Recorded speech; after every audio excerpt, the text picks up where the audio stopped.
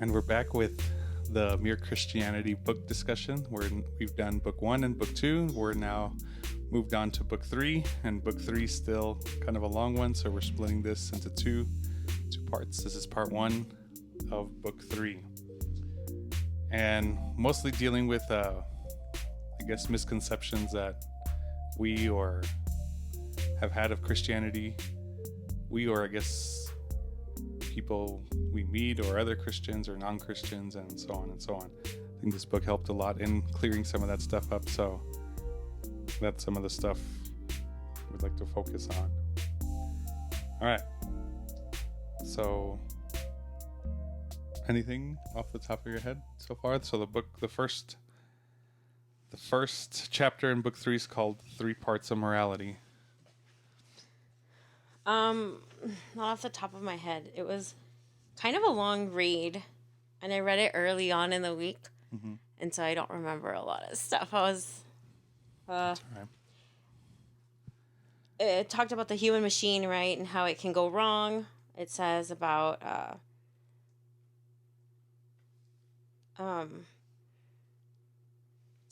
colliding with another or doing damage by cheating or bullying. The other is when things go wrong inside. So there's like external, and then there's internal. Yeah, I guess I liked how he described the 3 parts of morality, and it was pretty much like he said, like a fleet of ships. And the first part is how your ship interacts with other ships. So if you're kind of this whole ecosystem of ships needing to go back and forth or whatever, is pretty much making sure your ship isn't colliding with somebody else's ship.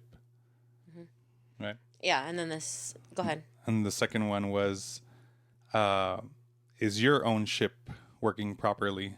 So that's pretty much, again, dealing with morality and like how your actions interact with other people's actions. And then now this one is kind of one of those that he mentions can be, I guess, controversial, or is your own ship, making sure your own ship is working properly. And that also, he brings up that if your ship isn't harming anybody else, why should it matter how you're treating your ship, as long as I'm not colliding with other ships? And then that kind of brings up the third one, meaning that you have to treat your own ship as if it doesn't belong to you, as if you're essentially borrowing it.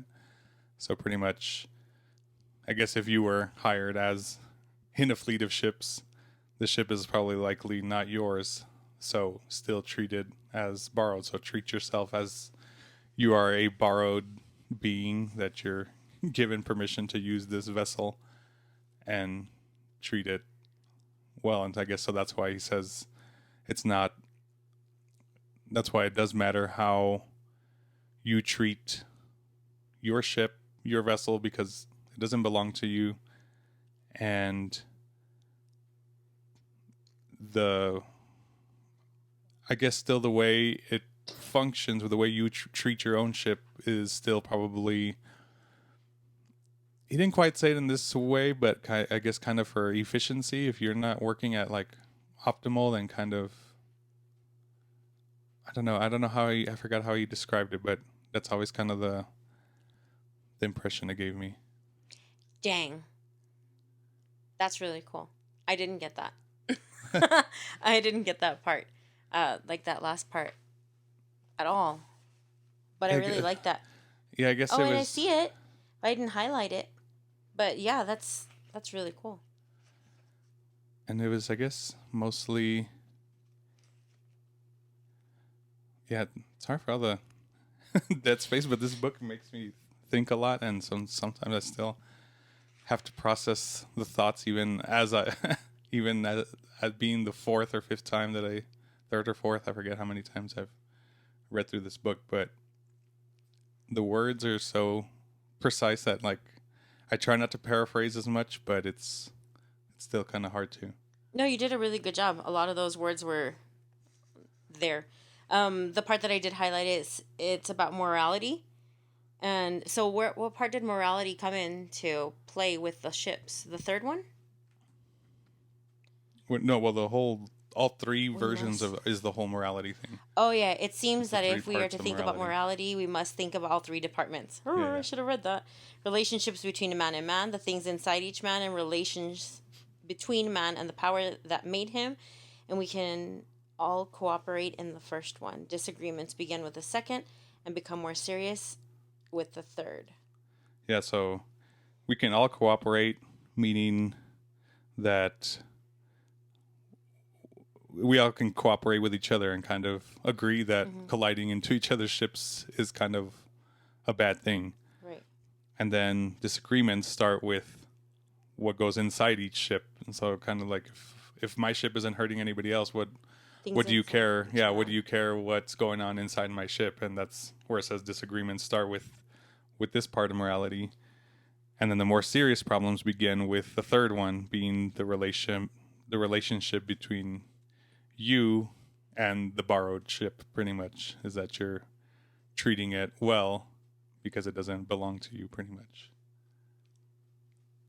So I thought that one was fascinating. The more serious problems would begin with that one. So any misconceptions or anything here that you feel needs to be cleared up? No, but that was very much more clear now that you explained it to me. I hadn't quite grasped it that way, but then you simplified it. Yeah, I'm telling you, That and is even this really one is cool. still like Christianity for Dummies I keep referring to, but it's, and even then it's still like more to chew on to like really like let it sit. And What I think is kind of crazy is that it would be reversed. Is like you and your maker or your borrowed ship have to be very concise. Like you have to have a good relationship with yourself before you're able to do the middle one, which is you and somebody else, mhm. and then you and several people, you and a group. So it's almost like backwards to me. How so? So like how you were saying the first one, right? The first being you in a group of people, Okay. and then the second one being you with another person. Mm. No, I think, well, like the first one is like, I guess it reminds me back to COVID. So we were wearing masks because it was protecting other people. So that's the whole, Oh, the that's first things one. inside each man. Yeah. So then the whole thing with the second one is what do you care how I'm treating myself if I'm not harming anybody else? So that was almost kind of opposite of COVID. So if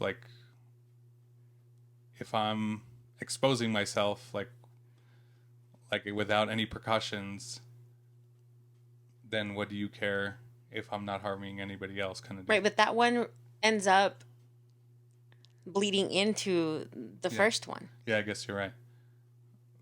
But I guess that's the point that it's trying to make, that like one is interactions with everyone, that's the first one, and then the second one is just mostly Interactions between within yourself, yourself. like your internal thoughts and actions or the way you think of stuff is like, if I'm not harming anybody else, then what does it matter And then what I'm doing?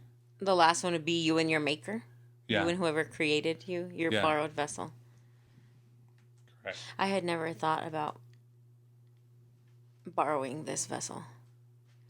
Because if I were to borrow a house, I would treat it way better than I treat myself right now. Oh, that's mind blowing. Yeah, and actually, Yikes.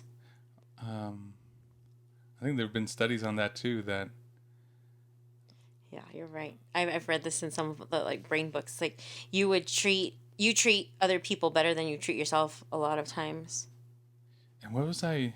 Oh, and then I think in the Jordan Peterson book too, he talks about treating yourself as someone you cared for or something like that. And that's one of his rules for life, is that if you have to take care of a dog or a person, and you kind of make sure you give them their full medication if they're on medication, like you're kind of pretty consistent with it. But Yeah. if you were the one to be given those same instructions, you'd likely find little skips here and there, like, oh, well, I don't have to take it today, or I don't have to do it as well. And that's kind of what it reminded me of too, is that we don't treat ourselves, I guess, well enough. yeah, as we treat others. Jeez sometimes. Louise. Yeah, nope, okay.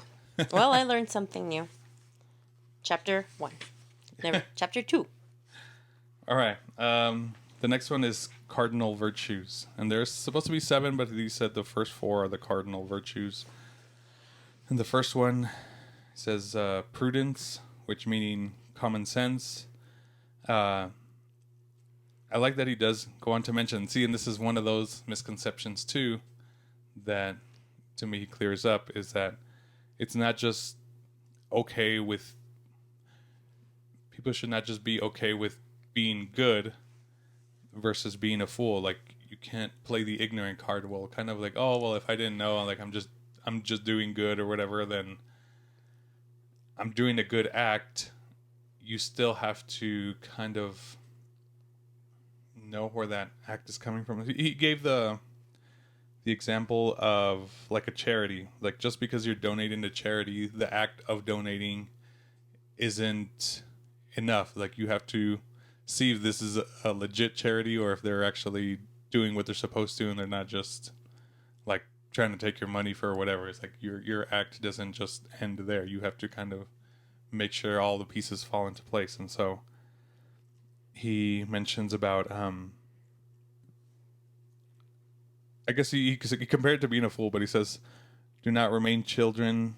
He wants like the teachability of being a child, but Child's heart, but a grown-up's head. Correct. Is what Yeah, there you go. Quotes. Yeah, and so again, usually a child usually has good intentions and blah blah blah, but their intelligence can only go so much. So kind of be teachable like a child, but have the intelligence. And he even said like the intelligence of a serpent or something like that. Yeah, he says that God wants us to be simple, single-minded, affectionate, and teachable as good children are, but also every bit of intelligence, we have to be alert in this job. And then he goes to talk about charity there. Mm-hmm. And so something of a serpent and a bird or something like that. I had liked this one from before too, that it's easy to plead the ignorance card. And I myself do it too sometimes. Like, oh, well, this is a good intention, like, and or ignorance is bliss type deal. But the truth, I guess, or what this is saying is that, or at least through morality and all of the virtues, is that I guess you should be looking into it a little more. It's not just the act that matters or whatever. Prudence, it says, think out what you are doing and what is likely to come out of it. Yeah. Is one so it of seems the very cause and effect kind of deal. Like, but like our shirt says, on autopilot, like pilot your life, like a lot of these virtues aren't prudential. Like, we forget about them. Right? They are not common sense to some people. No, well, like, you kind of just like live your life, and you kind of just like go and you do, and you're like, oh, this is the right thing to do, so I'm going to do it. But did you really think all of that stuff? Well, yeah, I guess I think that's what he means, is to be a little more aware and conscious of your... Right. Thoughtful of your actions. Yeah, not just go with the flow because it's the easy path of least resistance or whatever. And so there was that one. Temperance is the next one, which I thought another one was fascinating too, is because I've heard in different denominations of Christianity have different takes on this, but it says that temperance is not about abstaining, but going the right length. So I've seen some where they're very kind of iffy about alcohol consumption or whatever because it can lead to so-and-so. And he cleared up to me that temperance isn't about just not having any alcohol. It's not having any alcohol if you know you can't control yourself once you do have alcohol. But if you're able to drink alcohol and have still remain control, you're not going to go too far. You might get a little buzz, but nothing super major is going to come out of it. Then it's perfectly fine. And also mentions that temperance isn't just like about like alcohol in general. It means pretty much with anything that can make you lose control. Just go the right length. Knowing what your limits are. And again, that kind of reminds me of mindfulness. Like, be mindful what you're doing. How much can you handle before you either start losing control or so on and so on. To me, it's about reading the room.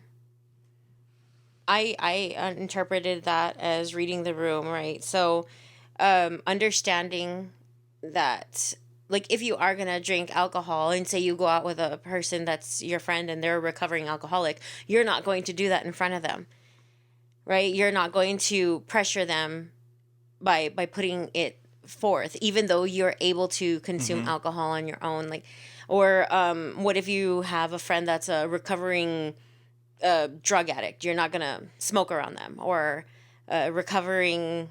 I don't know. They're tempted by anything. You're not going to put that forth to be a good person, to be a better person for other people. You know, Yeah. It's understanding your surroundings.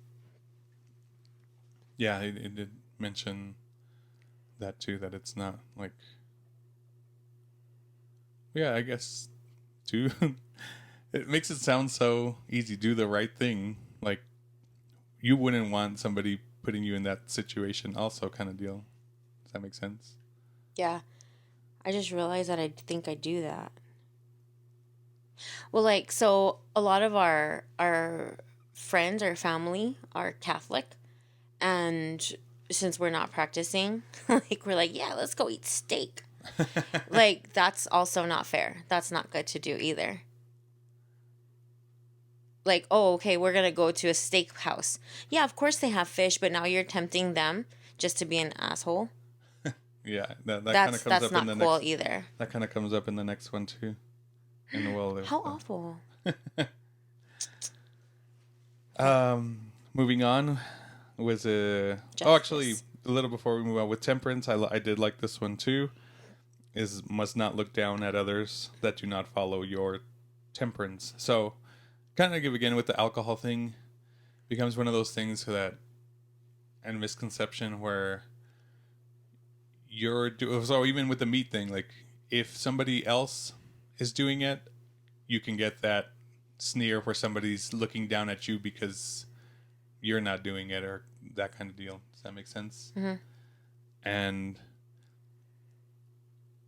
maybe it's a little bit different because this doesn't have to do with like getting out of control or anything like that, but like knowing within your limits.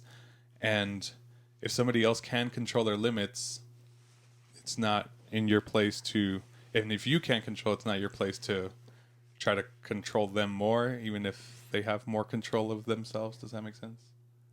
Yeah.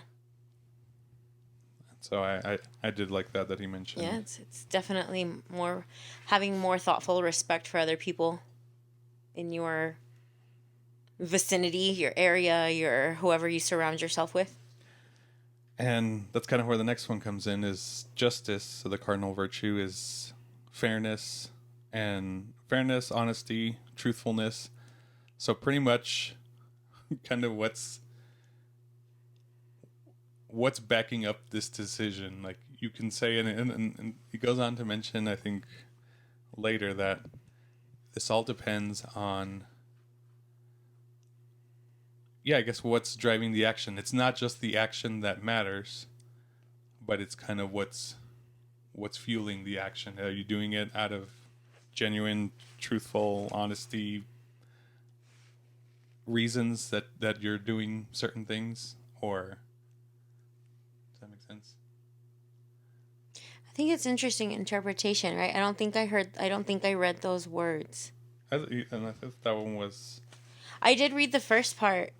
I thought he mentioned those words exactly right after. I think as he introduces it, he says fairness, honesty, and truthfulness. No, yeah. It includes honesty, give and take, truthfulness, keeping promises in all the sides of life, and fortitude. Includes both kinds of courage, the kind that faces danger as well as the kind that sticks under pain. So what was the last thing that you said? And I was like, oh, I didn't hear that.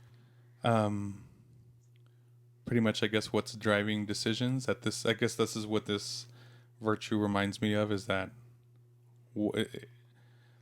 mainly that it's not the action that's what matters, but it's what is driving that action that matters. The motive behind. Okay, I understand now. And the last one was fortitude, which is courage. And that one, I guess I don't quite understand as much. I guess courage under danger, but I didn't quite understand the second one, because it says there's two versions of it, or like courage under danger and courage. I don't know. It says that it takes guts or something like that, and I'm like, but what's the difference from that and danger? Like, when it take guts to do something that's... Well, okay, so like take asking a person out, right? So that takes guts to do, but you're not in danger of, your life isn't in danger. It's just having some kind of bravery or courage to do something. That makes more sense. Like public speaking. Okay. Wow. Okay. Oh, you learned something after the fourth read. Yeah, so that's all the cardinal, or at least the cardinal virtues that he mentioned. And I like what he says at the end. Did you talk about that yet? Are you going to?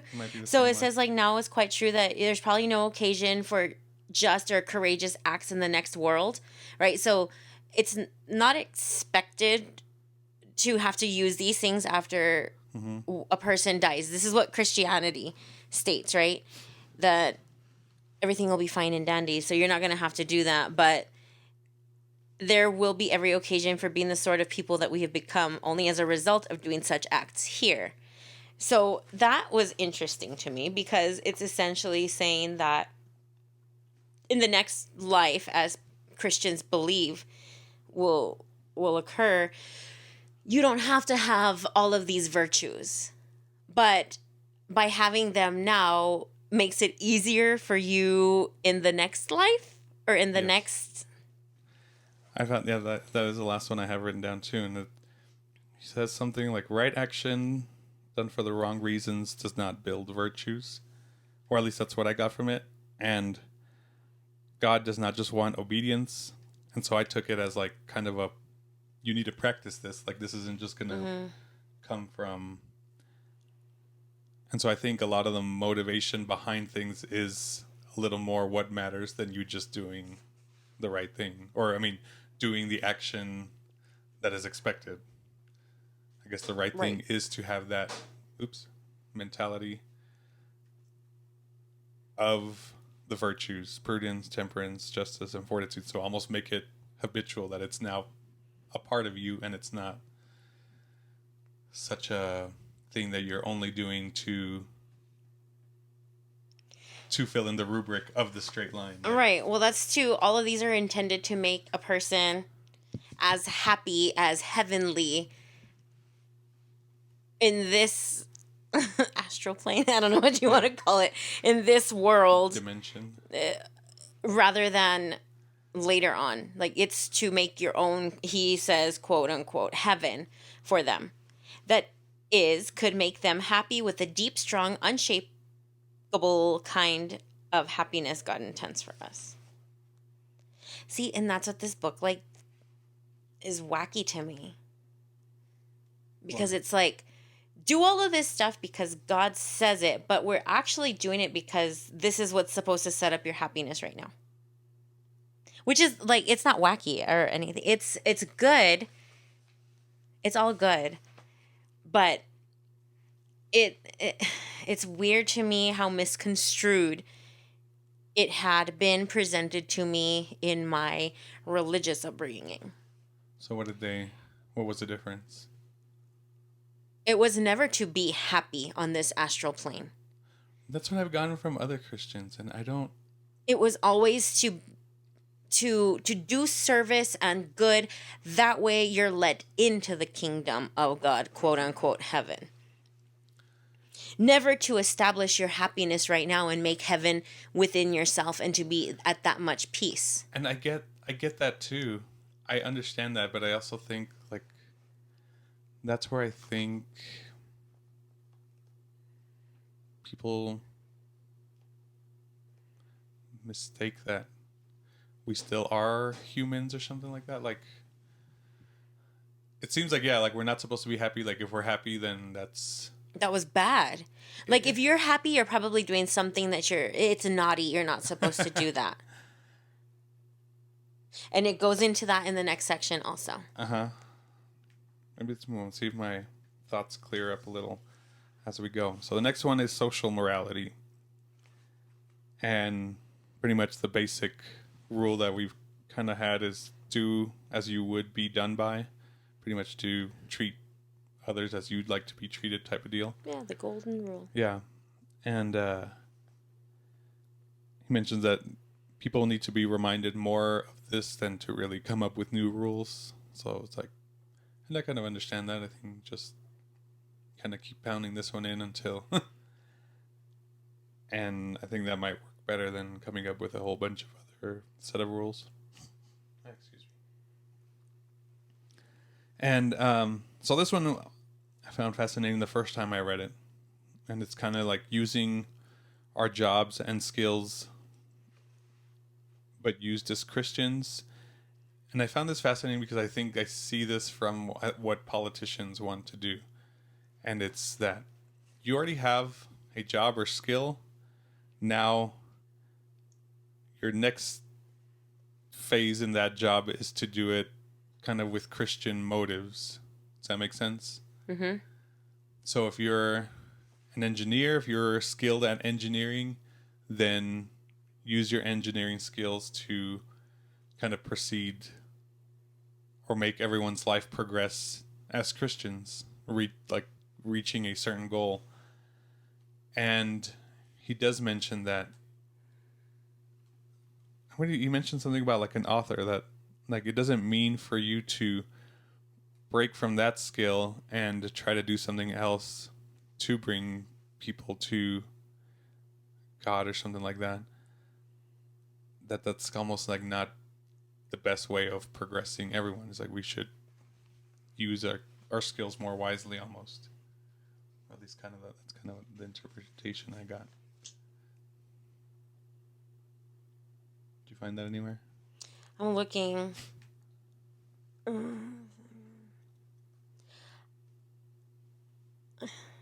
can't find it. Perhaps if it gives us more than we take, like not taking more than you give. A man does not work; he ought not to eat. Everyone is to work with his own hands, and what is more, everyone's work is to produce something good. Mm-hmm. Right? Okay. So, I had big issues with this chapter the first time that I ran through it. I did not like a lot of stuff that I read. And when I actually sat down with it and read it, it was there. I have such huge chunks highlighted that I had to just bracket it instead of underlining or making note of. And then when you're saying what you're saying right now, it pisses me off. I can't stand it. I don't like that. I don't know what it is about. What exactly? I don't know. I'm not sure, but I'm like, something is gross about the way that you said it. But when I was reading it, the first run through of it, the scanning, I was like, I don't like it. It's the same feeling. I don't like this. I don't like this. And then I read it and I was like, okay, I understand. And then you said it again right now and I'm like, God damn it, I don't like this. And I don't know what it is it's like them trying to shove this down your throat. What I think is that's what I despise about organized religion.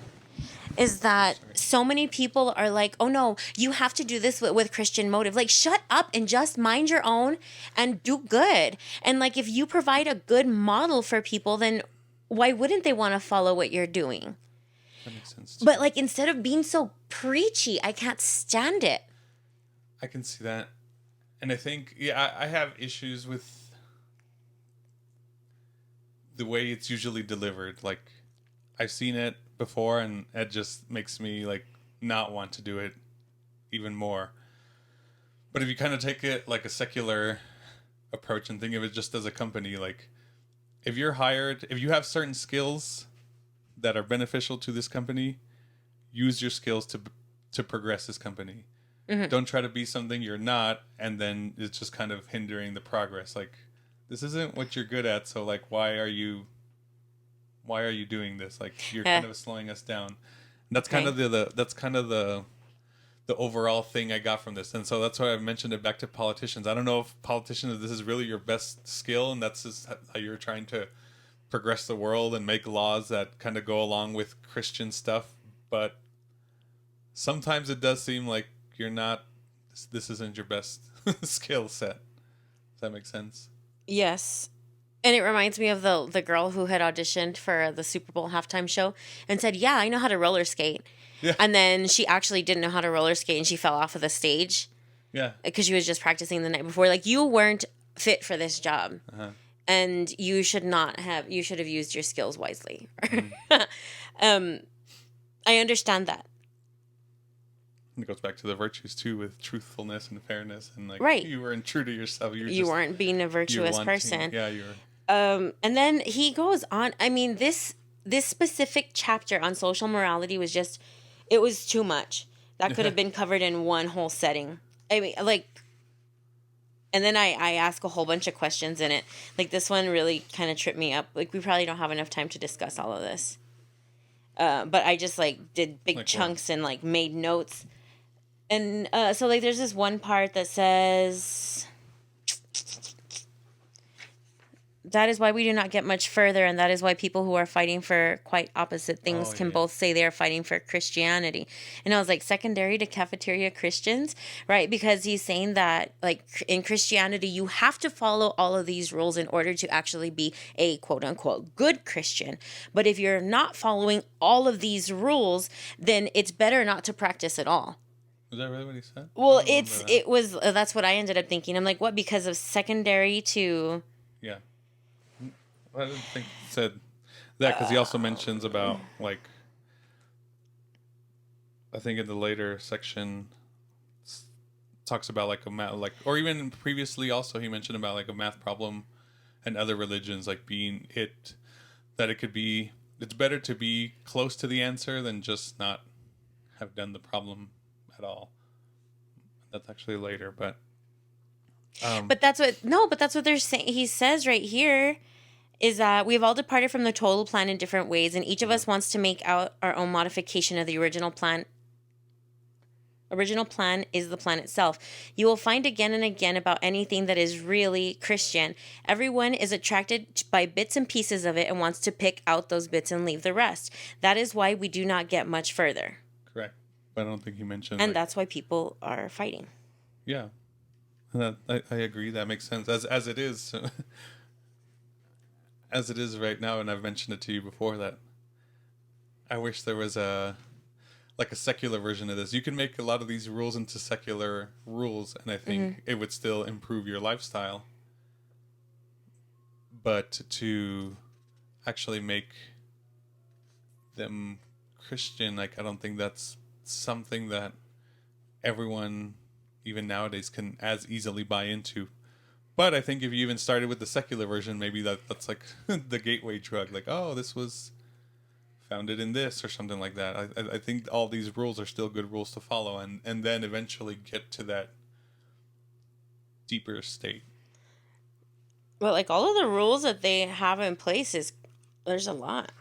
Yeah, I don't disagree with like even how I mentioned the 3 rules of morality or the Cardinal Virtues or whatever.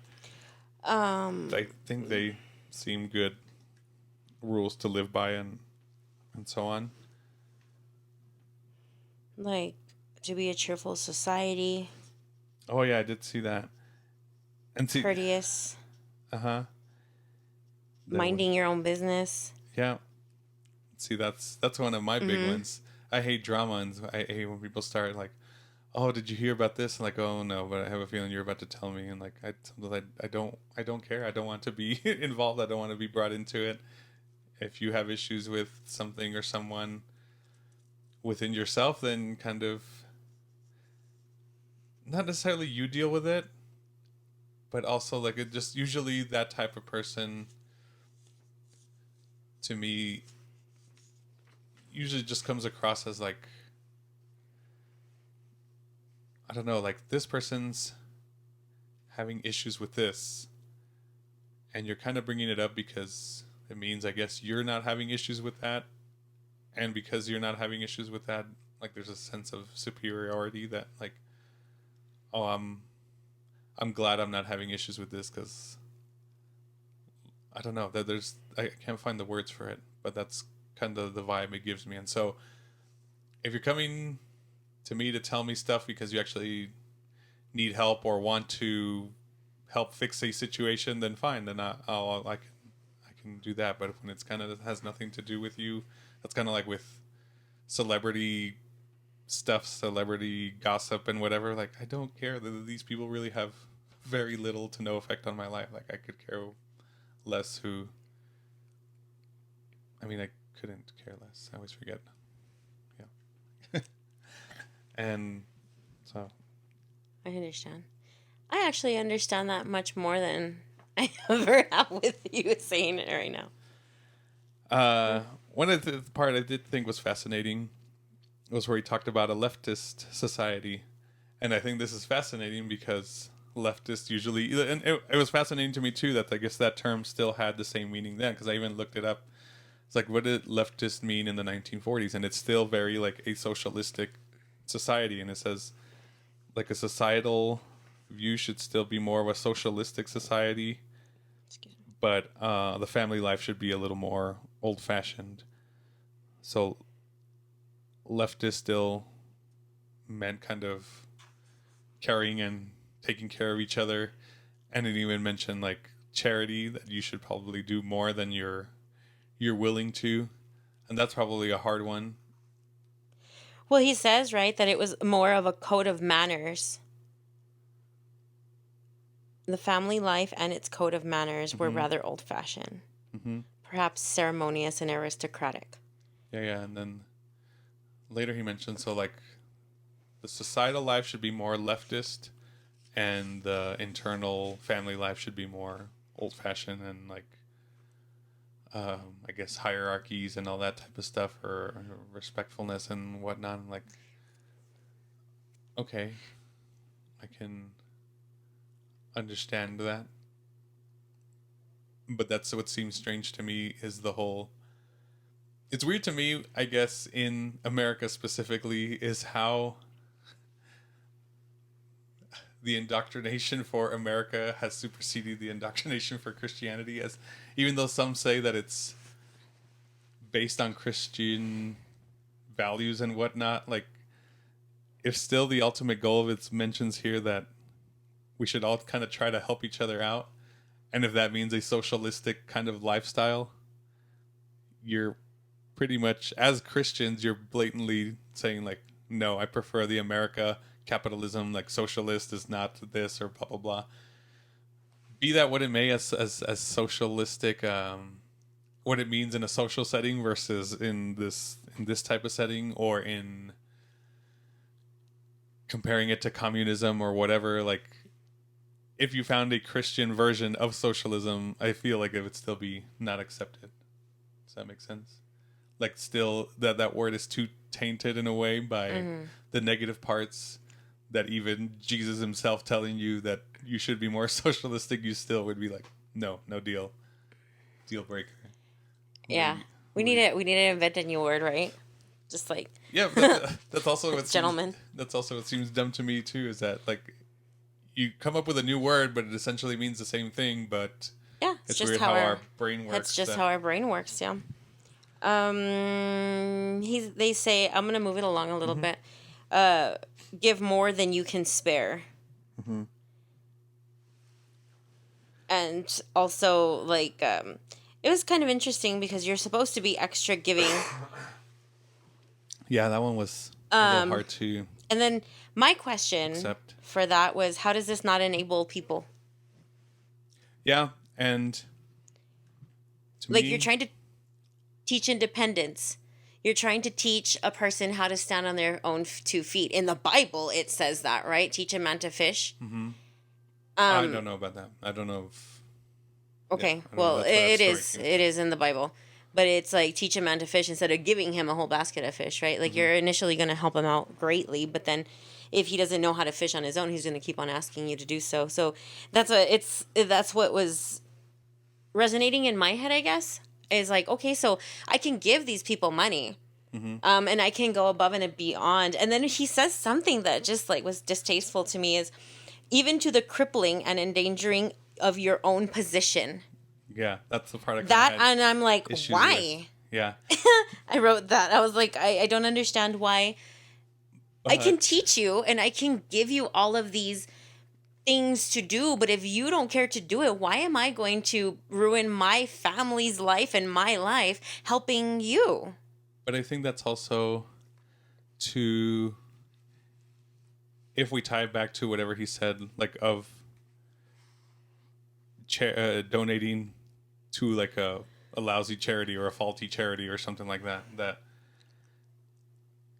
the act isn't the end there. So just because you gave a homeless person money, that's not the act, only that like you would have to essentially make sure that this person is using this money properly. Okay. And maybe it means also more than just your money, maybe investing your time to a crippling point that like you're trying to help people, and even though they're getting money and resources, to use them wisely, and in that way it's still a charitable donation of time and helping them without enabling. I understand it. I understand the words, and I just disagree with it. Because it says that even if you're giving, it says what? In other words, if our expenditure on comforts, luxuries, amusements, etc. is up to the standard common among those with the same income as our own, we are probably giving away too little. If our charities do not all pinch or hamper us, I should say they are too small. There ought to be things we should like to do and cannot do because our charities' expenditures excludes them. I see this happen very often with my father giving of his time. He doesn't have a lot of money, but he gives a lot of his time to people he loves and who he thinks that deserve his charities. And it's backbreaking to the point where it is literally crippling. And I completely disagree. Yeah, so this is going to make him get into the kingdom of heaven? Or like this is supposed to make him feel the happiness within himself that is heavenly, and that's what God intended? Or help me understand this without like hating those words. Still, I still say, at least my interpretation of it, I think lessons still have to be learned. It's not just always you can be there and help, but if it truly is helping the other person, I do see that line that you're saying about enabling and helping, and I think it has to be one of those. It's a very fine or blurred line between helping and enabling, and I guess you have to use your best judgment to see if you are actually helping or enabling, and that again comes back on your own too. Is that self-reflection, that the action alone isn't what is being looked for. It's like not just because you're helping. It has to come from a true place of wanting to help, not just obedience, not just because you were told to do this, and also investigating that this is the best use of your offerings. Does that make sense? Yeah. I like your interpretation of it way better than the words I read. But of course, like when you're reading something, it's your interpretation, right? And your world knowledge that it's bouncing back off of. Because in all of this, like I can't truly think of anybody or anything. Like I'm talking social media wise. Like some of these people go and give of their time, they're donating, they're making food for these people. Like here in El Paso, we have a bunch of that happening, right? Like they're giving to immigrants and whatnot, and they're giving of their time. But then you're also posting it on social media, and you're getting likes, and you're getting GoFundMe's, and you're getting all of this other stuff. But like and I haven't spoken to these people, right? So I don't know how they're actually like. Is this a self-fulfilling, heavenly, good feeling, or are you doing it because it is charity? I don't know. Good question. And it's also another one he mentions that it's not necessarily for us to judge on the actions. Like, God eventually will judge you on what's behind the actions. But know that there's a lot more going on behind the person's actions than just the actions Of it's course. showing or whatever. Of course there is. Like, So that's what we were talking about at the beginning, right? It's their relationship with God, their relationship with themselves, and then their relationship with others. But all of these words were very confusing to me because it tells you exactly what you must do, right? Sometimes our pride hinders our charity. Sometimes the care for more money, or your fear of insecurity of not having a home to stay in or something. mm-hmm. But like at the same time, as a mother, oh, hell yeah, I care about the home that we're in. And I'm going to do the best that I can to give our child a really good home. So I'm not going to put that in jeopardy, because not only now, like, yeah, I don't mind giving of myself to others, but the person that I'm most supposed to do this for is for the person that I brought into the world. And that's where I have like very mixed, let's just call it emotion about it. I don't have like the logistics right, but when I was reading this, I was like, oh, what the heck? Like, okay. Because we have a pastor here in El Paso who is extremely generous, right, with his family. And I'm not sure about, I don't know. I really don't know. And it's not for me to judge either. But there's some big money that gets tossed around with these people. And I'm like, so are they really struggling with their luxuries? Because it doesn't seem like it from an outsider's perspective. And I don't know if that's the part that, like, now, how I mentioned how, well, maybe this isn't just an American thing, but our current lifestyles have definitely become a roadblock in this one. Like, there's no way, like, it's too much of a mentality shift now that it's going to be probably one of the harder ones to correct. Because it's very not, like, as he mentions in the next one, this isn't instinctual. Like, it's not like... I know, but okay, so you see those words. I have issues with it because you just said, like, now it's almost like it's too far gone to correct. So to make a correction means that we're incorrect. We're wrong. We're absolutely wrong in the lifestyle that... According to this standard, it is, and that's why I'm saying correction. Like, whether I'm doing it or not, that's a whole different interpretation. But according to this is the standard that we should be meeting. And if we're not meeting due to exterior circumstances, then those exterior circumstances really have a grasp on us that is not even making us consider the alternative, kind of. Does that make sense?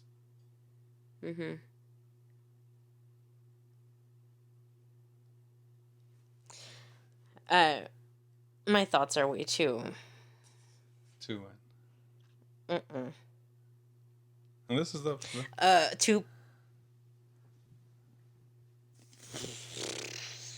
passionate and skewed to begin to discuss, I think. Yep. Because this for sure is the hardest one for me to just accept and like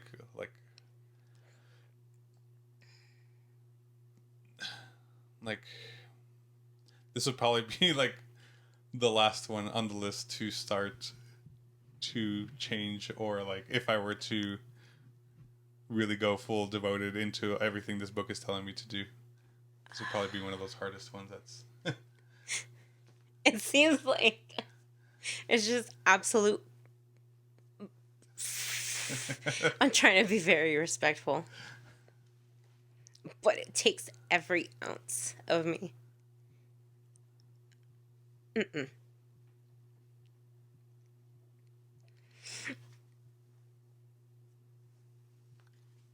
okay, we can move on. You gonna take a break? So let me explain what just happened and what made me so emotional.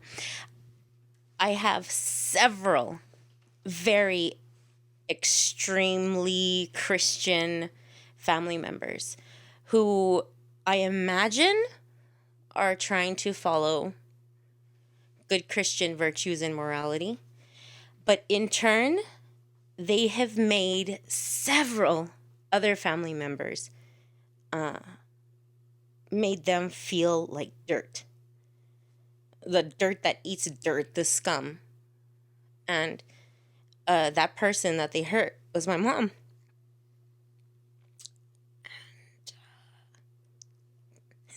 And it takes a lot for me to respect any kind of Christian because I have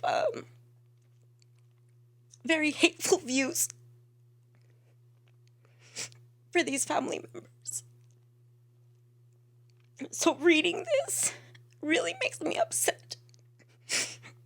Because if that's what they follow, and they think that that's what makes them a better person, I don't want to be that. I don't want to have anything to do with that. Because I think that they're dirt. And that's what hurts me. So reading about this and getting closer to their faith kind of pisses me off. I don't want to be like them. I want to be the furthest from that. Because I don't want to make people hurt like that. To make somebody cry every day, questioning their faith, is not cool. And that's what they did. And these people are astounding Christians in El Paso. Like if I were to say their name, you'll know them. They've set up so many wonderful Christian things around the town. I don't want to be like that. Like, how is it that you can do such good and virtuous acts for so many other people, but then the people that you're closest to, because you want to make them a better Christian, you make them question themselves? That doesn't seem virtuous to me either. And so I'm extremely passionate about it, about not being like them. And knowing, I guess, like what they are following is disgusting to me. And yeah, I'm judging them. And I know that, but they hurt somebody I care very deeply for. And that's why I have a lot of problems. I'm trying. In these sections, I think I've been the most quiet. It's because I don't have a lot of nice stuff to say. And I'm trying to be respectful of them and their families. And I very, very much disagree with their views. And that's why this is really hard. And I had told Sal at the very beginning, I don't want to do this. Mostly because I was scared of this happening. Because I had this boxed up really nicely.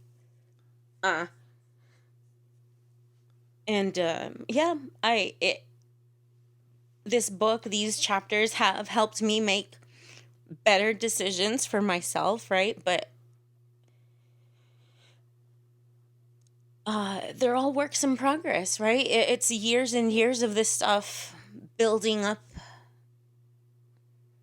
And then to understand, I guess, what they're taught in their religious beliefs is, It's so cringy to me. I can't help but attach it to those sour individuals. And I think you know who I'm talking about. Mm-hmm. And I know that you have issues with those people too. That I don't think are gone away even after 4 reads of this book. So, please excuse the emotional outbreak, but learning about it is it's very pitiful to me. And like I said, trying to be respectful, because I'm sure that it's more of like a person thing, even though there has been several, than just it's like I don't want to make an overgeneralization. Maybe there are some good people that that are Christians. I just haven't quite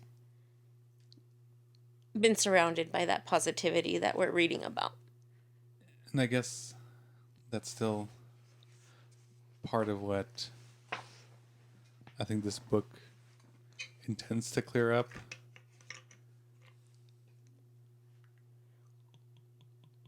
Like if... And I guess I don't know which... To me, like I keep saying, this book is like Christianity for dummies. It seems to dumb it down. I understand that it could be very a complex thing, and even how we said in the last one, that it can kind of paint you a simpler picture, but the simpler picture is still not the way it works. It's still a much more complicated thing than that. And so, with that being said, and that's why I looked as to the credibility of this book. Like, is this widely accepted? And it seemed to be. If we were to sit down with these individuals and try to debate it over what this book says, I still think it's... But assuming they would say that they are following all of this. Well, that's why, like, how...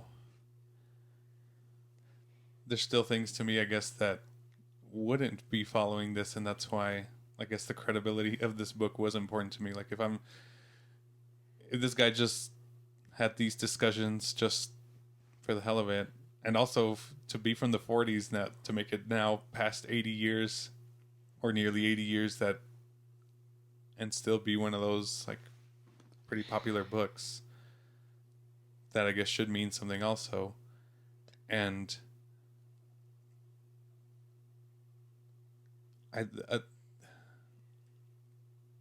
guess I would like to see where the even if like a third party came and tried to... That's kind of the thing too. Like, so let's say you and these individuals were to try to discuss the things in this book, and a third neutral party came in to try to kind of point out, like, no, I think this one is a little more of the intended manner that this book is speaking of. Would that party accept it as what it is? Do you know what I mean? And to me, I really feel like this book has a lot of points that Christianity has a lot of good intention. And I do think a lot of it gets either misconstrued as even the whole charitable thing. If it's that hard for us to change, maybe it's still more of the external factors that's that hard for them to understand, that whatever this book is saying is still, like, as hard as it was for us to understand that, like, we should be giving more or donating more to a crippling point because of external factors, because we've been raised in, like, ways that we value our security a lot, and we wouldn't want to donate to the point that we're insecure if we're going to have a home for the next month. Like, that seems kind of crazy to me. But their external factors that they think this is what Christianity is, I do think there's a misconception there that they're probably not interpreting it the way it should be, due to external factors that have now become more a threat to their lifestyle, I guess.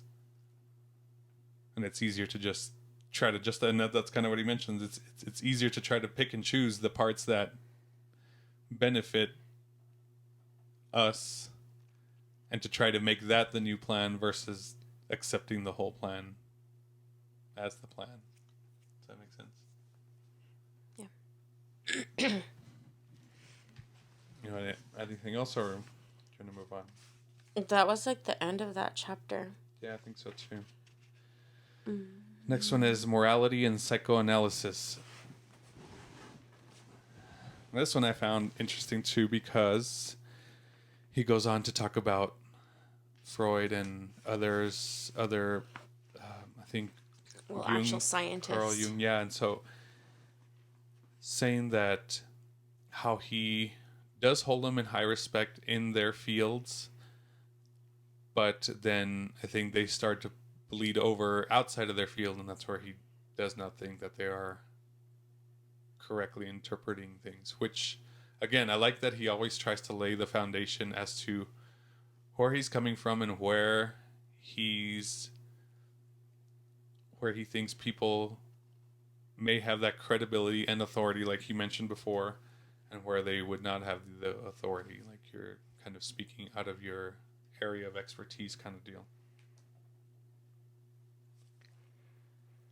And so he goes on to mention that Christianity and psychology both are kind of a way to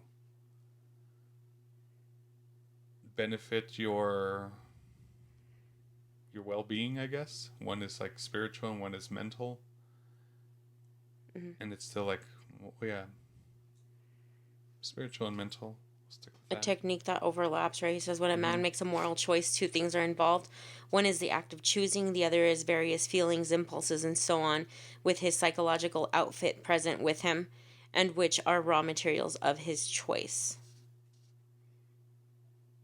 Either you would call it normal, or it may consist of quite unnatural feelings due to things that have gone wrong in his subconscious. Correct. Then it goes on to mention the three soldiers. One of them, which is like the brave soldier, and goes on to do, like, has the courage to do whatever need to as a soldier and whatever. And then the two that are not so brave. And so those may be due to mental circumstances. And it says let's say they both go to, I don't know, psychological analysis and are quote unquote cured. And so now one of those, from the two recovered or the two cured men, one of them acts like the first man. So he's now used his new skill or whatever to act like the first one, and is now courageous and does what he needs to as a soldier. And the other one is also quote unquote cured, but is still not acting as a soldier. So he's now still looking out for himself now that he has a better skill set to watch out for himself, and is not doing what a soldier is intended to do. Does that make sense? Does that follow? That was confusing to me. But I think I read it and I understood it. Yeah, but it kind of ties back into the virtues and the morality, right? He also, something was,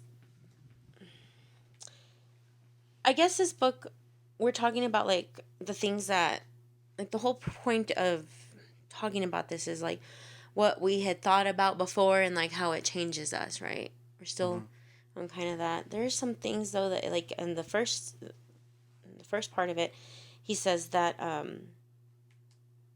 fear of things are really dangerous, like irrational fears, and then there's a second kind of perversion. And they state something that like I kind of disagree with. The perverted, so it says the desire of a man for a woman would be the first kind, and then the perverted desire of a man for a man would be of the second. And again, I think that that's one of those hurtful things to other people. Like, what happened to minding your own business? I don't know. I don't understand how it ties in, kind of. And I understand that it's like littered everywhere, right? But at the same time, Again, what happened to that being like of that person's choice?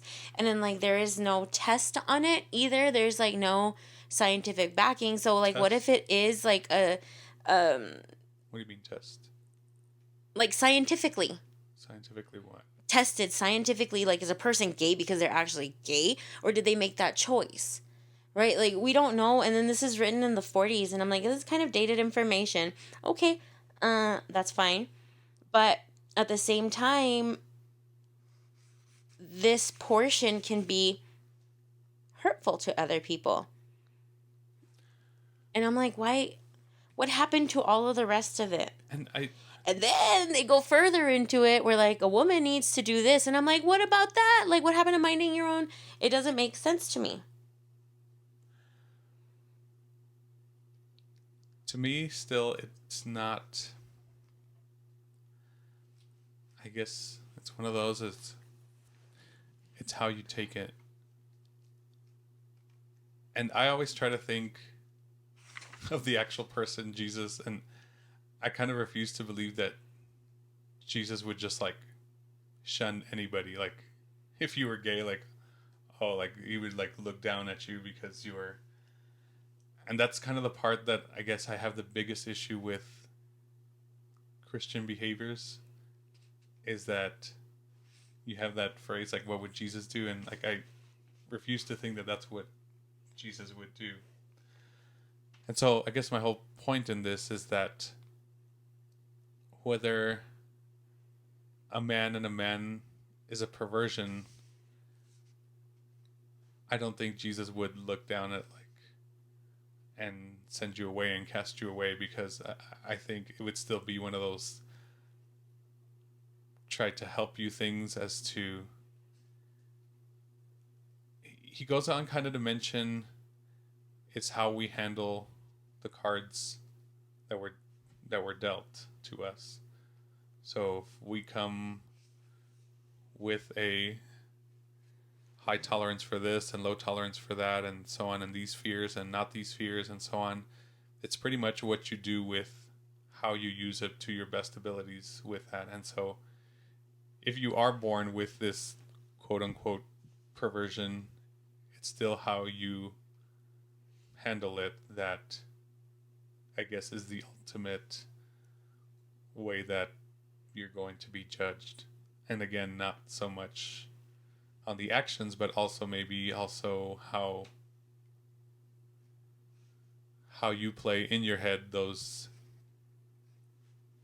forks in the road where you come across like, oh, am I supposed to do this or do this?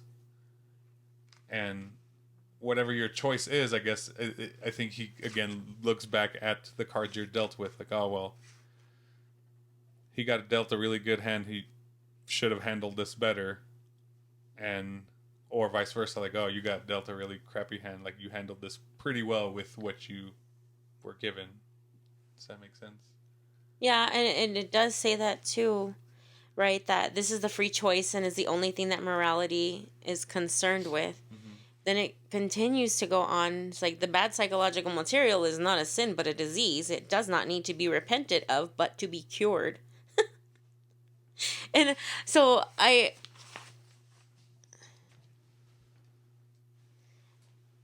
like your interpretations of it. I really do. But I'm not sure that a lot of people... Correct. And that's what I think... understand it. Yeah, and that's what I think... And so they're given this... That's what I think is so good about this book. And but also, along with that, like, again, put my interpretation against a quote-unquote, like, one that's been, like, Christian their whole life. Not even, like a pastor or anything, just some... Like, put both of our interpretations to it and then have a third party decide, and whether I'm right or I'm wrong, like, would we be willing to change according to what the third party says? Like, oh no, yeah, this one is more the correct interpretation. So let's say mine was more the correct interpretation. Would the Christian be likely to change and accept my interpretation? Or would they still just be stuck in like... And also same for me, if I gave my interpretation, the Christian gives their interpretation, and the third party says, oh no, yeah, this lifelong Christian's interpretation is correct, would I be as willing to accept it? And I don't know. Yeah. It would have to be discussed in our podcast of Kaizen. Yeah. Right? Like, change in small increments right away, probably not on either side. Mm-hmm. But I guess my point is there's some that are just so ingrained with the thought, what you think Christianity is versus what it actually is. Yeah. Does that make sense? Yeah. And it says, too, like, one of his quotes was really good. It says, human beings judge one another by their external actions. God judges them by their moral choices. Mm-hmm. And then further down it says, that is why Christians are told not to judge. Correct. Do they know that? That's one of the... That's... Like, that one's blatantly... Yeah. Like, you just read it directly from the book, and it's like... Are you, like... That's the whole holier-than-thou thing, and... Like, I understand sometimes it seems like it's more usually out of an inconvenience to you, or you think it's an unfairness because, like, how are they getting away with this and I'm not getting away with this? Or, like, but also, are you taking into account the cards you were dealt? Maybe they don't have as good a cards as you did, so you should be handling it better than they are. Does that make sense? And I don't think people take that into account, and so... All our lives are very, very different, even as the most similar ones that you can think of. If you're a twin, you grew up from the same parents, you grew up at the same age, the same everything, but you slept on different sides of the room. You slept on different beds. You have different genes, and so there's, even as similar as they can be, they're still all very different, and so the cards are still thoughts. Yeah, there's how many twins are very not alike from each other, as they may be alike physically and visually, but the thoughts inside are probably very, very different. And so that again comes with the way you're going to handle. And it goes and says, did I already read that? But God does not judge him on the raw material at all. Yeah, but on what he has not done with it. And then it talks about the things inside, right? And like, the cards that you're dealt and how you use them. Mm-hmm. And then it's also like understanding another person's perspective and being respectful of it. I get it. I understand that. And that sounds really good. I'm just not sure that a lot of people understand that. No, and I honestly don't know, but I always try to think of the Jesus thing. Like, I can't imagine the stuff that some, not to make it sound judgy, but like I like literally can't imagine the things that some Christians, like very devout Christians, say and do in their actions or whatever. And I know, or I guess I'm judging them based on their actions, but I can't imagine Jesus doing these things. And this is what you think this man or person or being told you to act in this way. I just can't. That's where I have the disagreement with certain Christian behaviors. Maybe we're surrounding ourselves with really shitty Christians. Perhaps. Or like, I mean, I like one person pops into my head, and I think that she's an outstanding person and positive, and I mean, maybe I should talk to her. But she's also very pushy with her faith, and I'm like, ugh. Yeah. That's distasteful to me also. Yeah. That's not what I'm trying to do here. I'm trying to better understand. No, and I'm glad you're mentioning that. We'll reference back to this moment because there's a part in the book later that kind of references that, and I don't think people respect that part of Christianity, but hopefully remember this. Okay. All right. The next part is Make positive changes, right? And so it says, I would much rather say that every time you make a choice, you are turning the central part of you, the part of you that chooses, into something a little different from what it was before. But you want to make sure that it's a positive change rather than... Kaizen again, right? Yes. You're making small changes. Every time that you're going to make a decision, make it a positive change rather than a negative or distasteful. I thought that was... each of us at each moment is progressing to one state or the other. Mm-hmm. So a state of joy, peace, and knowledge and power, rather than meanness, madness, horror, idiocracy, rage, and impotence, and eternal loneliness. Yeah? Oh, idiocy. Yeah. Okay.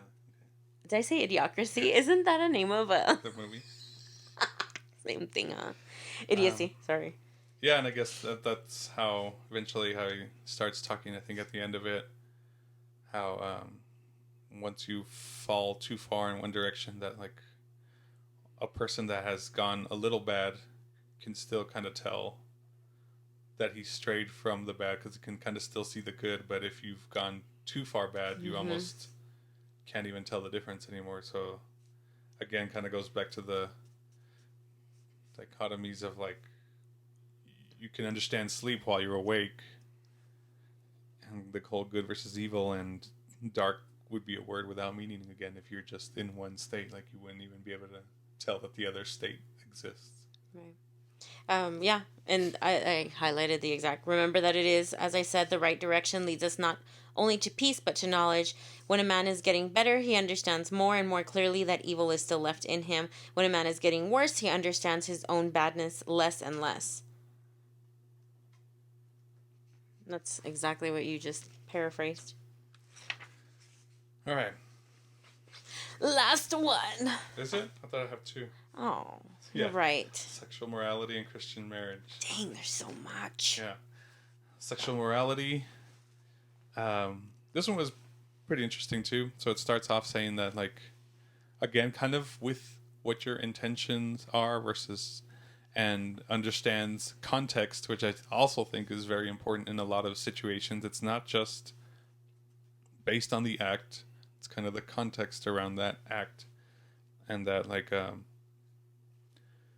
being the way you're dressed and whatever may be taken by some as more offensive than in certain situations than in others, like certain cultures, certain situations, and that if the intention isn't there, then that kind of helps. Like if you're not doing it on purpose, then it's just kind of disrespectful, but not necessarily like a sinful behavior.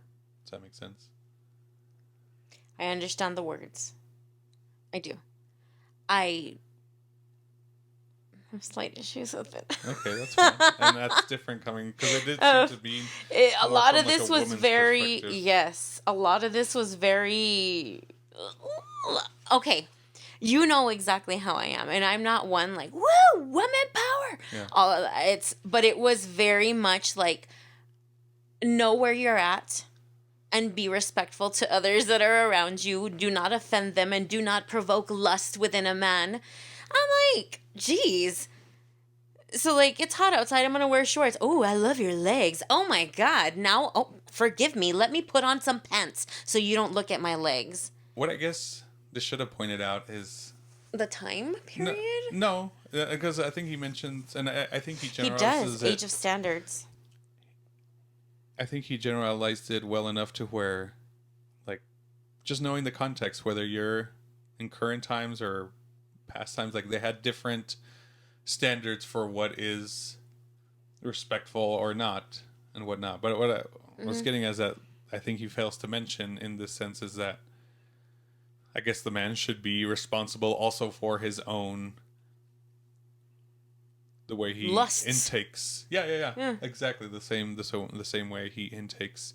So it shouldn't just be based on, I guess, what the woman's doing, but also how the male is handling the situation.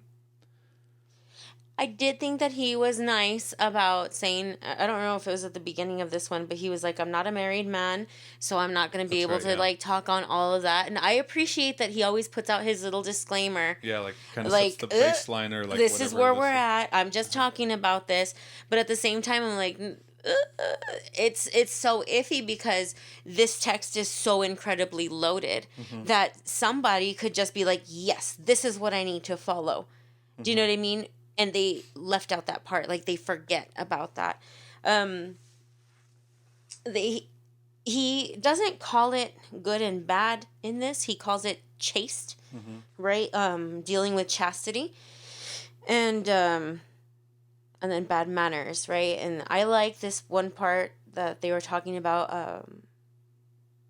Well, this confusion lasts. I think that old-fashioned people should be very careful not to assume that young or emancipated people, right, like freed people, are corrupt whenever they are by old standards improper, and in return, the young people should not call their elders prudes or Puritans Mm-hmm. because they do not easily adopt the new standard.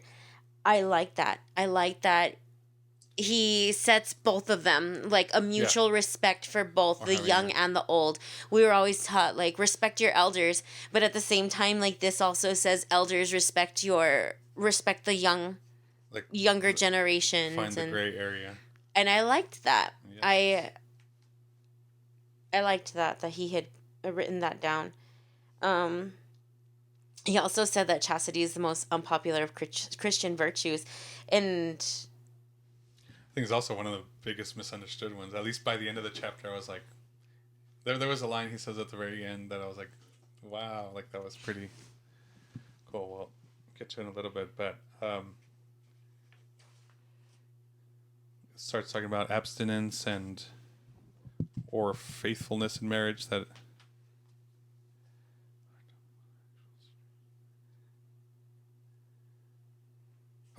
that I guess sexual behavior should only be either completely abstained from or in a Christian marriage. Which again, that's going to be one of those like in modern times, it's very hard to accept as but he due talks. to external factors or whatever. Yeah, Like yeah, and that's he talks just about that too. He said that the invention of contraceptives mm-hmm. um, was a changing point in several religious. Yeah, and I love the way he ended up describing, because he mentions that I guess how strong our sexual desires could be is so kind of out of whack that he kind of compared it to like, well, I like the comparison he made to food, is that if you would think because of the way we act around like sexual stuff is you think we were starved or whatever, and thinking like if we were to show pictures of food or whatever that like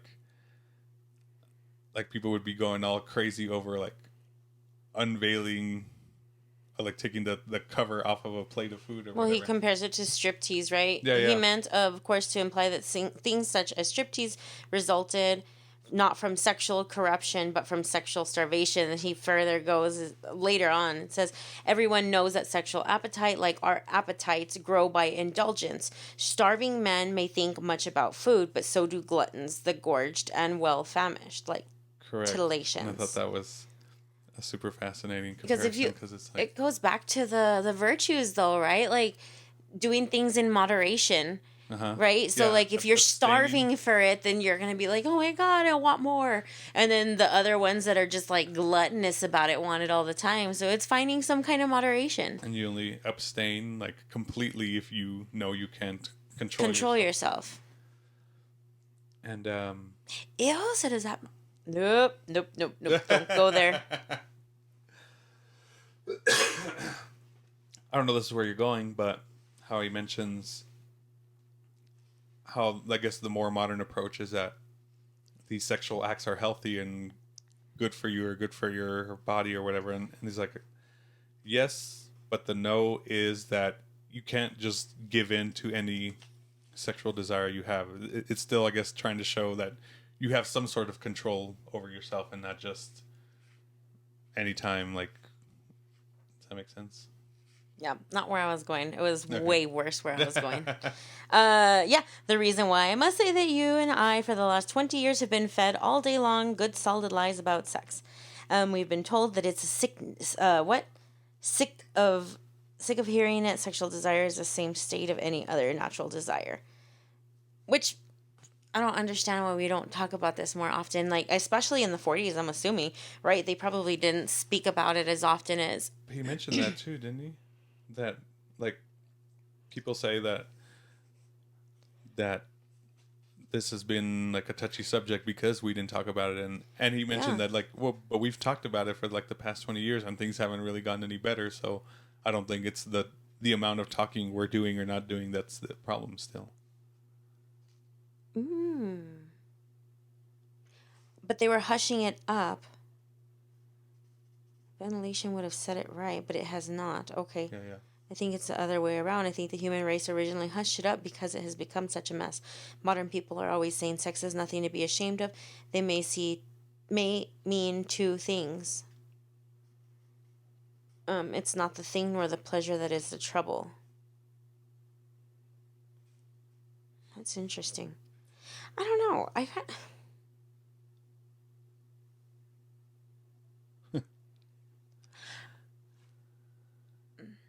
I think that we have it just kind of like all wrong.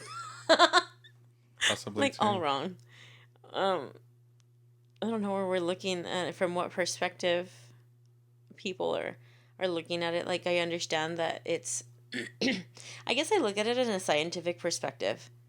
Like, our brain does things that it's supposed to do for procreation purposes, right? Like, that's what you're analyzing for. You're looking for young and healthy to spread the seeds. You're looking for a mate to impregnate you. You're looking for those things, right? Like, it's your lizard brain that has all of these tingles. It's then religion and all of these other things put different words and different constraints trying to prevent diseases, maybe. I don't know. And yeah, and that's, I guess, again, that I think it goes back to abstaining and control. Like, abstaining not meaning like to not do it, but know what your limits are. And like, what I think was also mostly getting at is to not pervert it, meaning he always mentioned how using it as not intended to. So again, going back to the food thing, he's like, there should be, what is it? There's nothing to be ashamed of in enjoying your food, but you should be ashamed if it becomes the center of your life and you start looking up pictures of food. And I thought that was kind of funny. Or like using it as not intended to, so you start using food as like for other things that may bring pleasure, but it's not the way it's intended to. So Yeah, I think it's funny about that is like on Instagram, like food, boobs, boobs, boobs. Yeah. Like, that's what our society. Okay, so if we're back in the like the times of the Bible, we're about to like we're all gonna be toasted. It's gonna happen. It reminds me of the Jimmy Kimmel unnecessary censorship. I want to start censoring pictures of food. It's crazy. I thought it was a perfect analogy, right? Like using food, and as I was reading this, I was like, Instagram is filled with naughty.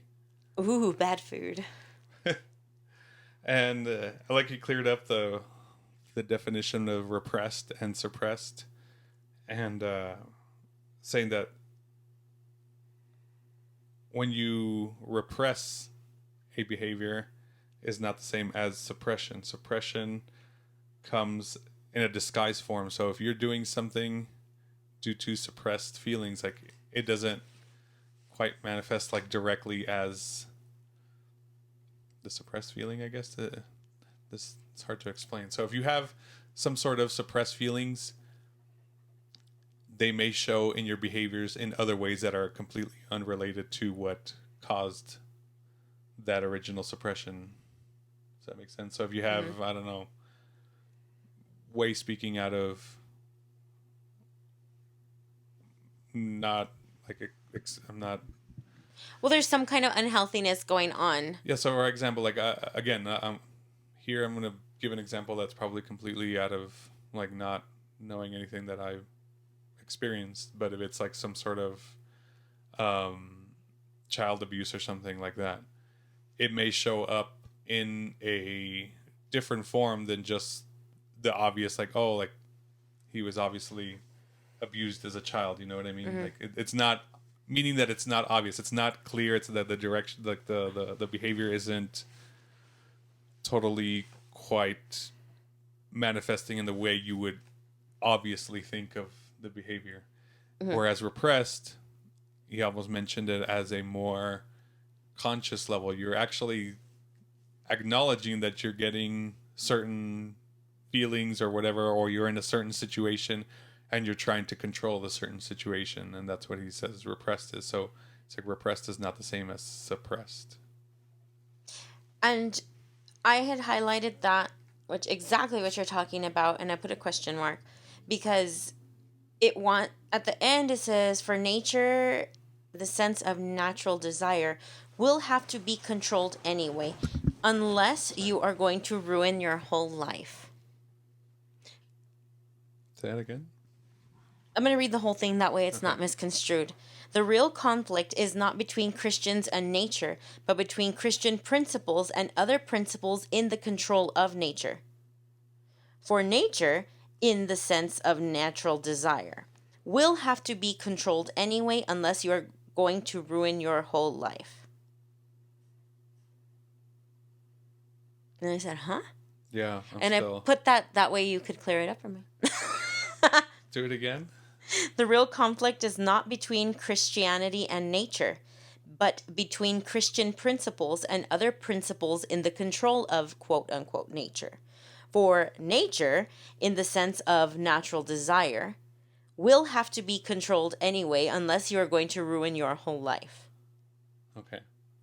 So are they saying that just because you have these burning desires to pork whatever you want to, you gotta not pork whatever you want to because you're gonna screw up your whole life and other people's lives? So you have to control that natural desire. And it's Correct. not saying that the Christians, and the real conflict is not between Christianity, but between Christian principles.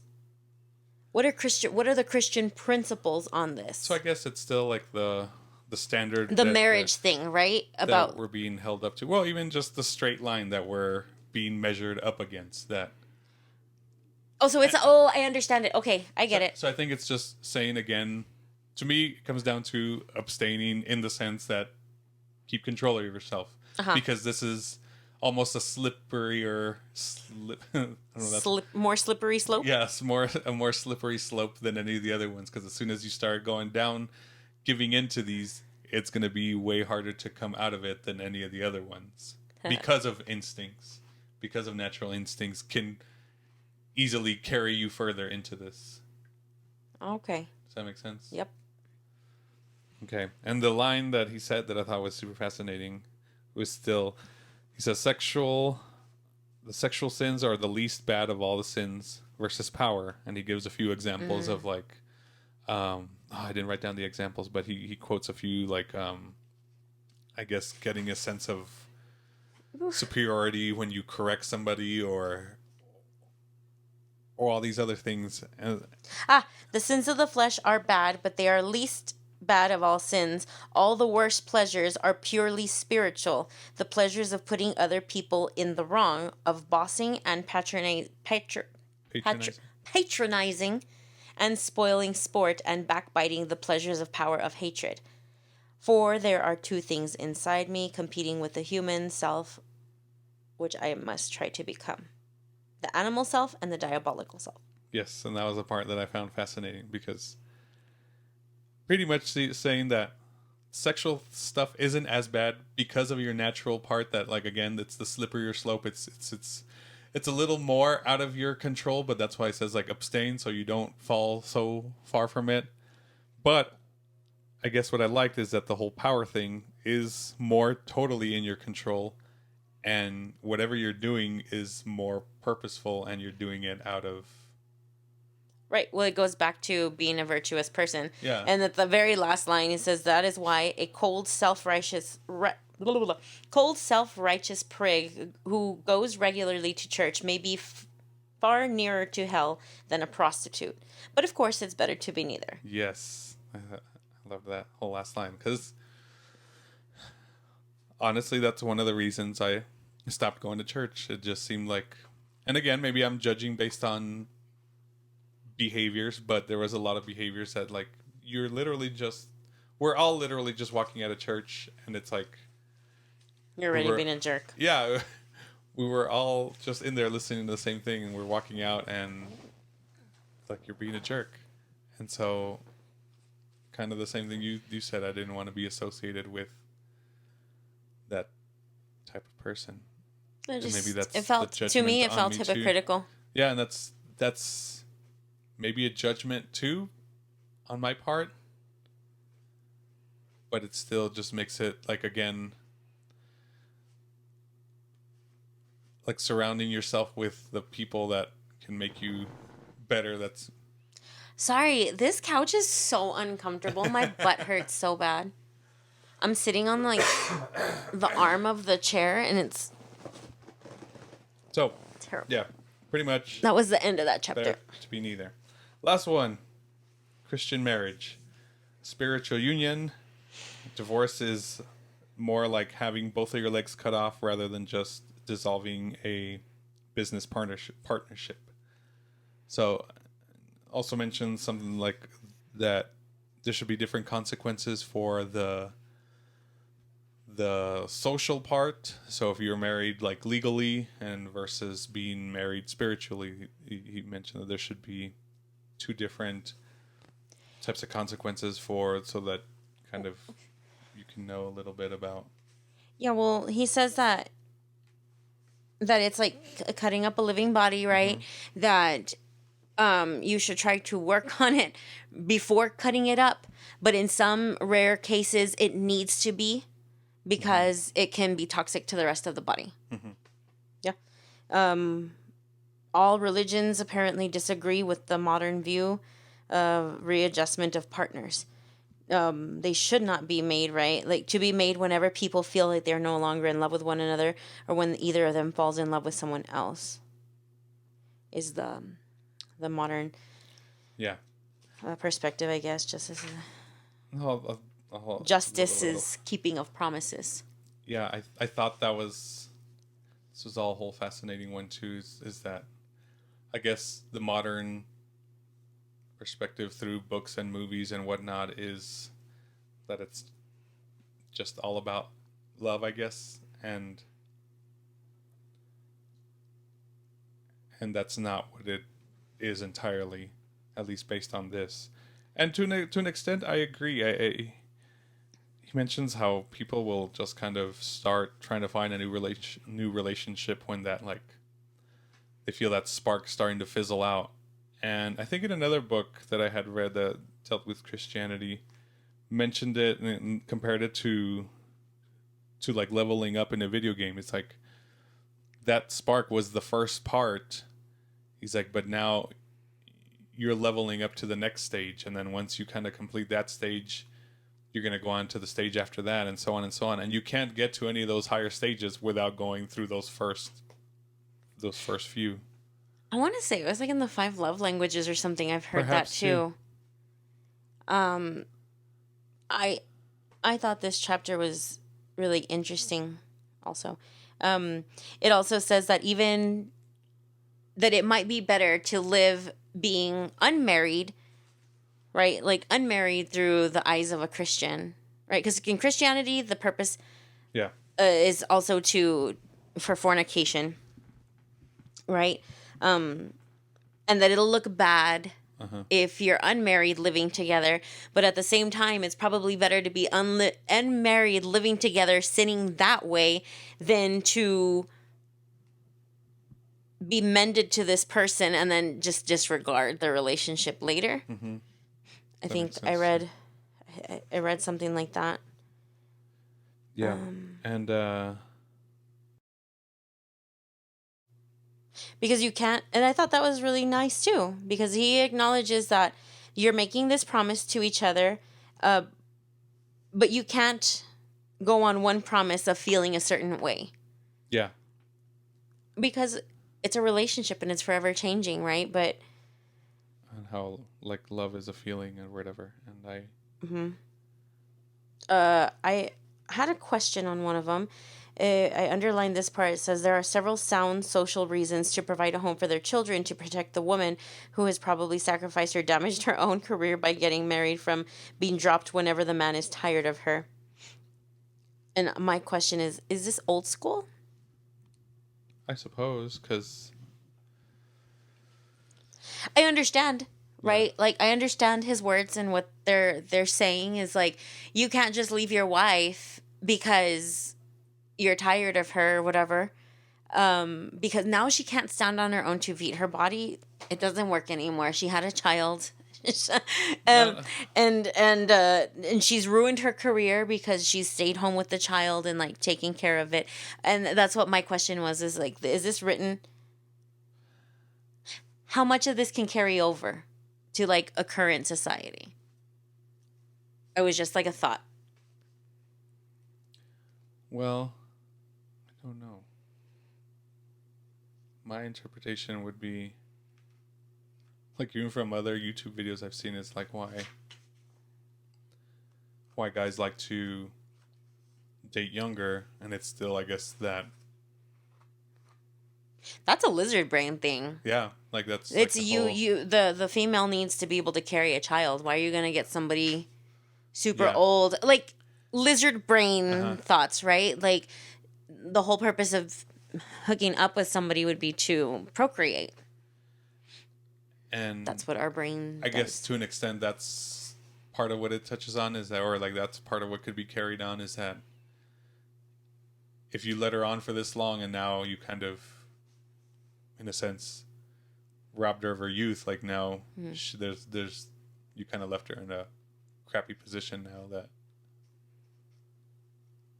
she can't like just go back and redo it or whatever. And that one does seem maybe hinting more at the man side, like you agree to this too kind of deal. You know what I mean? Yeah. Yeah. It's very fascinating how he discusses this chapter. Like he does state again, he's like, I'm not married, I don't know about this, but this.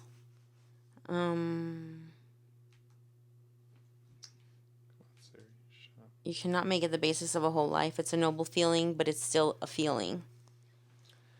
And yeah, pretty much in the last part was the casting vote for the male and female part. I think you had brought up even before this.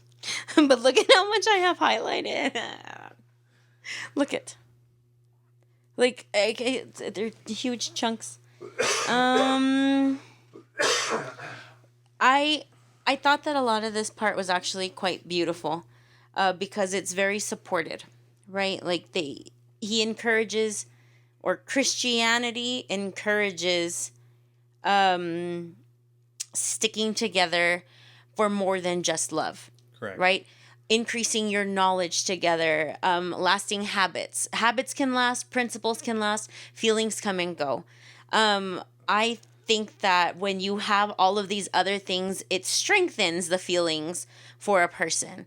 I do, that kind of goes on to say, like, essentially that, like, our view of marriage, I guess, is also due to external factors romanticizing it to a certain point, like the way books and movies do, is that's the interpretation you have, or that's being fed to you, that this is what a marriage should be. And it's like the whole, you're always in love, and like it doesn't show the leveling up in a sense. Yeah. He says about that. In both cases, if you go through the dynamic, the first round conversation, or a more lasting kind of interest. I still. Oh, never mind. That's embarrassing. I'm not gonna tell you. Oh, I'm going to say it. It says, in both cases, if you go through with it, the dying away of the first thrill will be compensated for by a quieter, more lasting kind of interest. This is talking about your spouse, right? Mm-hmm. Like at first, the initial spark of like, ooh, like when you first see them. And then I was like, I still like seeing you. Like I still get excited. It's a different kind of excited though. To see you. Yeah, and as a again, spouse, but like, oh, and I sorry. guess it's still the same concept that like you couldn't reach this level without having Right. passed the previous levels. Yeah, let's see. I So put I like this. This is simply. So the male, the casting vote thing. Hold on. Oh my god. Sorry. It says in Christian marriage, the man is said to be the head of the household. Two questions obviously arise here. Why should there be a man head at all? Why not equality? Why should it be the man? And I like that he's putting that there because yeah, it's a fair question. They're good questions. If a marriage is permanent, one or other party must in last resort have the power deciding family policy. You cannot have permanent association without a constitution. Feelings of unnatural. Let me just skip to the end. He has the last word in order to protect other people from the intense family patriotism of the wife. Patriotism. My bad. Maybe if I learned how to read. Hold on. Okay. This is what I thought was important. A woman is primarily fighting for her own children and husband against the rest of the world. Mm-hmm. Yes. Mm-hmm. I was like, wow, okay, I feel seen. And then he goes on to say, this is where I think it's very controversial. Like this last part is going to lose me some friends. That wasn't me either. Oh, I know. The couches, it's leather or pleather. And okay. So much as you admire your husband, would you not say that his chief failing is his tendency to not stick up for his rights and yours against neighbors as vigorously as you would? Yeah. Yeah. If that's the kind of relationship that we're in, then that's one of the expectations of our relationship is like, if you are going to claim yourself as the head of this family, then yeah, you're going to fight for us. If that's what the proclamations have been if that's the roles that we have decided in our relationship, right? And I think that every relationship might be different, right? So I'm not going to talk about anybody else's relationship. But in our relationship, if I've handed you the keys to this car, then it's expected that you drive it safely with us, right? It's an expectation that has been put in place in this marriage, right? And those can change. Like we know that relationships go up and down and all around, and that's why I think that it was really cool to be able to be provided with this opportunity to discuss that, because sometimes I was just telling Sal actually that there are certain places that I wouldn't want to put myself in, right? Just me and the baby, like going somewhere. It's a little uncomfortable sometimes to me as a woman. I think that I'm realistic, but if there's a man that's my same height and my same weight and he wants to hurt me, he's probably going to be able to do so. I mean, I think that I'm a strong person, but I'm also realistic. And you bet your butt I'm going to fight to the best of my abilities, but I can be overpowered. I don't have the skill set to like physically fight if I needed to, right? So me as a woman, I'm not going to put myself in certain areas in certain times of the day. Right? That's for you to be there with me. And I think that that's one of these things. It ends up going back around. And then he asks the question also of a bit of an appeaser. And I was like, no. I don't. Maybe I don't know the definition of appeaser. No, and see, to me, the way I interpreted this whole section is because it was, and I think it especially clicked in once you use the word patriotism. Is that the female is the one kind of in charge of the patriotism of the family and like do anything and everything for the family unit. And I think in this sense, the male is the more foreign relations, and that's why it doesn't always seem like we're doing stuff in the best interest, like directly for the country / the household. But you have to realize how our behaviors affect outside of country or outside of family relations.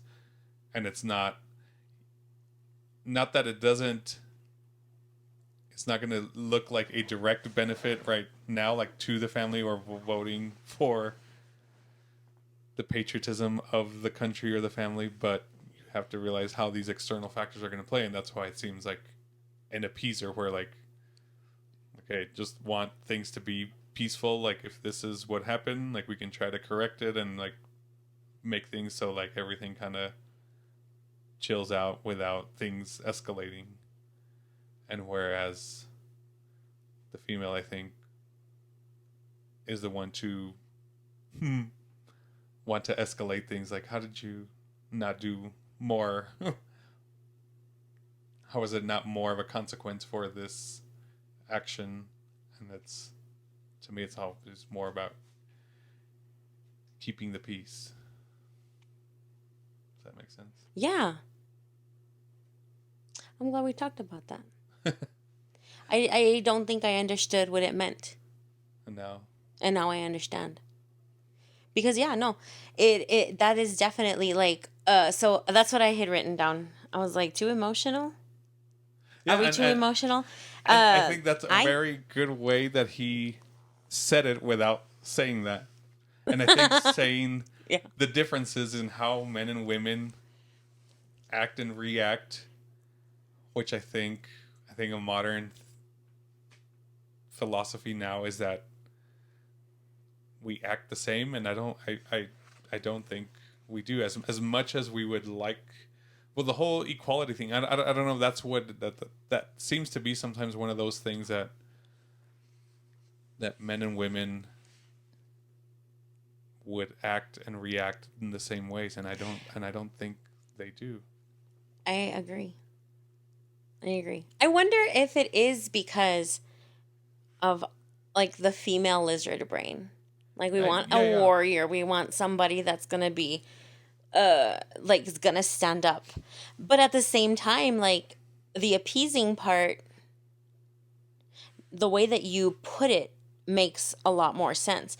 Like it's much better to do that and to keep it peaceful than to have some kind of constant conflict. Yeah, because that's not comfortable. No, it isn't. And that's why but like at the same time, we do. I would want to see like no, like not to see it happen, but like, how do you describe this words? Well, we've never been put in that kind of situation. No. Nor would I really want us to find ourselves in that kind of situation. No, which is why I try to look for the appeasement or peaceful. No, I think it's great. Like a lot of times, well, the other day we encountered that, right? Like when those kids were being really bad. And so I also learned, I'm like, well, maybe I should just step off, right? Like, because we do follow models and you do model that kind of like peaceful resistance. and I think that it's good. And I did exactly that. I was like, it's time to leave this situation rather than fight it. You know, and we do get emotional. I'm not going to speak for other women. I do. I get emotional. And I'm learning how to flight. I'm learning. She's a fighter and I'm a flighter, and for sure I'm already almost gone and like, what are you doing sticking behind? Like, I was going to fight them. Let's get out of here. I'm ready to fight. But I'm learning that you should not fight.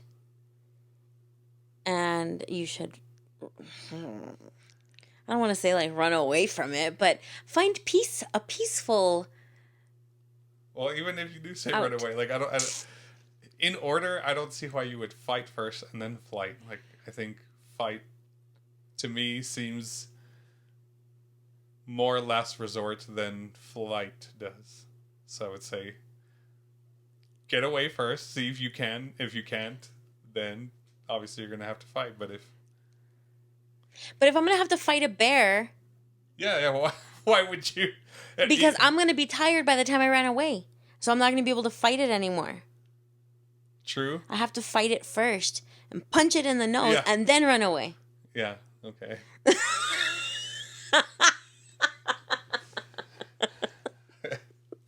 Convinced.